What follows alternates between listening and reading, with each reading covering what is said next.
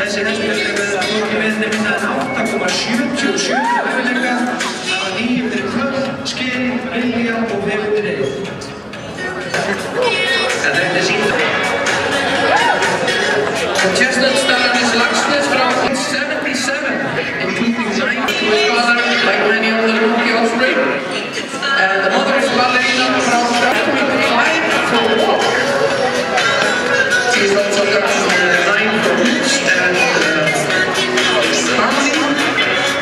Very nice looking horse and starting a quick competition. En de bal is instarten. Allemaal hebben we instarten bij de racing. Racing.